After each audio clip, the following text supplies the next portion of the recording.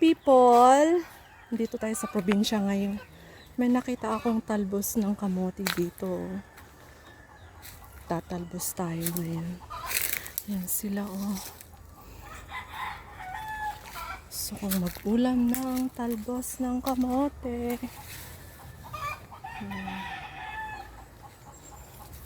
Akyat tayo dito. Ayan sila oh.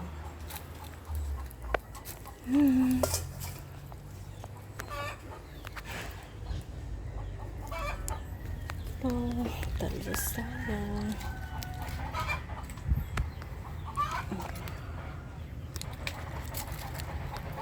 Ang daming talbos yun.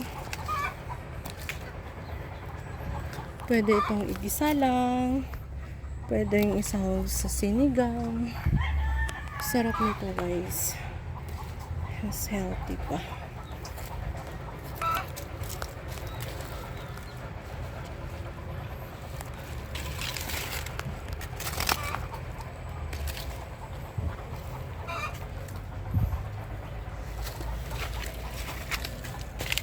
Kaya abutin. Ang daming lamok.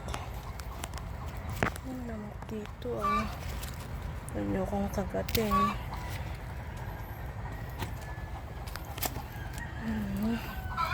Sarap na ito. Kahit tigasan na lang.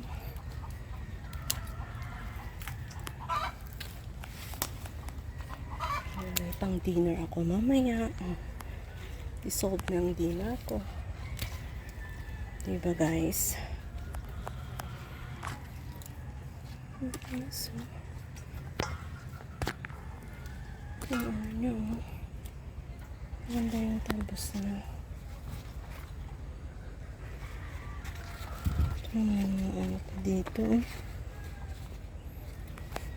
Tayo.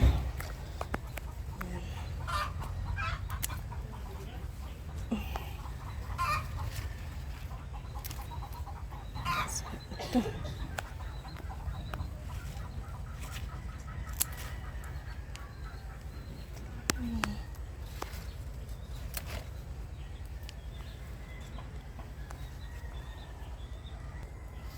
So, akyatin na natin to.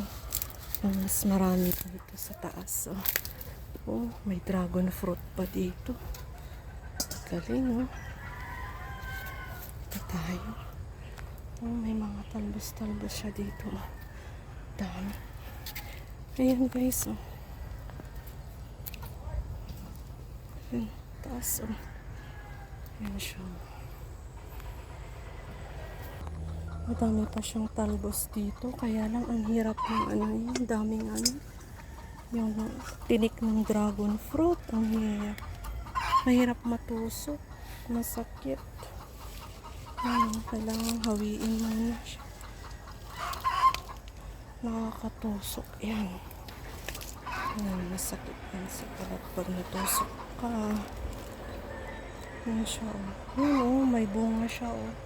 Pero parang sira na. Kinain ng insekto. Sayang. Ang daming talbos dito oh. Pero ang hirap ang hinta. Matinik. Yan oh, may mga gabi pa oh. Daming gabi oh. May mga gabi silang tanim dito.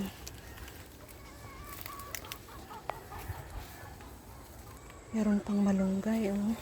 Kuha tayo. Pangsahog sa tinola. Ayan oh. Diba? Ano natin to. Sarap sa tinola.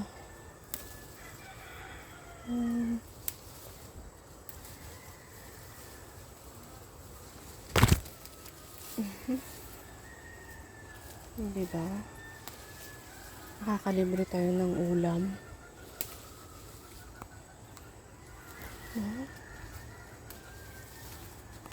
Dami nito.